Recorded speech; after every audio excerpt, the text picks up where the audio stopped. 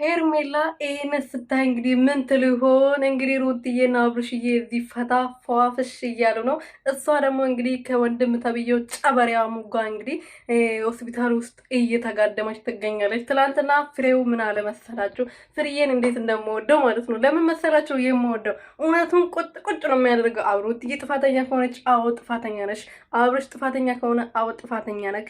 ሁላቸውንም ይቆጣቸዋል ማለት ነው። ልክ ልካቸው ነው የሚነግራቸው። ትላንትና ወሚስትክ ሩታ ሳትሆን ሄርሜላ ነች ብሎ ተናገረ። ይሄ ወንድም የሚባለው ይሄ ሴታ ሴት ሹሩባ ተሰርቶ ለነገሩ ወንድ ሊባል ነው አላለም መሰላችሁ? ፍርዬ ማለት ነው። ይመች ካቦ እና ማለት ነው።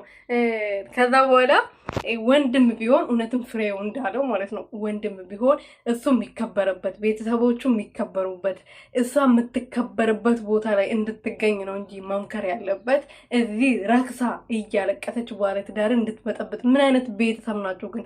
ምን አይነት እህት ነኝ ምን አይነት ወንድም ነኝ ግን ብሎ ነው ራሳቸውን የሚጠሩት ማለት ነው። ሰላም ሰላም ቤተሰብ እንዴት ናችሁ? ደህና ናቸው ወይ? እኔ ያለው እግዚአብሔር ይመስገን። በያላችሁበት ሰላማቸው በዝት ትርፍርፍ ይበልልኝ። ለዚህ ቤት አዲስ የሆናችሁ ሰብስክራይብ፣ ሼር፣ ላይክ እያደረጋችሁ ቤተሰብ እንድትሆኑ በትህትና እየጠየቅኩኝ እንግዲህ ትላንትና ወንድም የሚባለው ይሄ ሚኪ የሚባለው የወንድ አልጫ ሴት ማለት ነው። እኔ አሁን በምሳሌ ማለት ነው ወንድሜ እንኳን ይሄ ሁሉ ነገር ተፈጥሮ ይቅር ይመስላችሁና ይቅርና ማለት ነው ትንሽ ነገር ካጠፋው ትንሽ የማየው ቦታ ከማየው ወንድ ጋር ራሱ ባወራ እንዴት እንደሚቆጣኝ እኔ ነኝ የማውቀው። ምክንያቱም እውነተኛ ወንድም ስለሆነ ለነገ ጥሩ ህይወት ስለሚመኝልኝ እሱ የሚከበርበት ቤተሰቦቻችን የሚከበሩበት አካባቢው ላይ የሚወደድበት ሰው ዘንድ ላይ ተቀባይነት ያለኝ እንደሆን ብዙ ጊዜ ይመክረኛል እና ከሱም ብዙ ትምህርቶችን ተምሬያለሁ። ወንድም ማለት መከታ ነው። ገባችሁ አይደለ?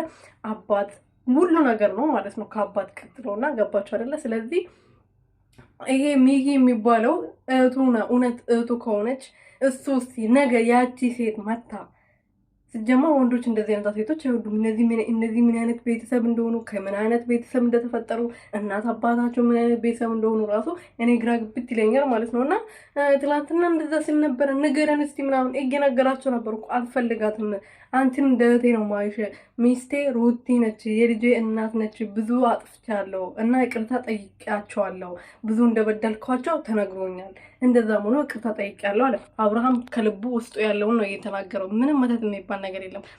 መተት የምትሉት እናንተ ናችሁ። ራሳችሁ እዛ መተት አሰርጣችሁ ልጁን ወደ እናንተ ህይወት ገብቶ እናንተን እንትን እንድልና ሩትዬ እንድነቃ አስደረጋችሁ ነበረ። ሰዓቱ ተፈታለት፣ ወደ ልቦ ነው ተመለሰ።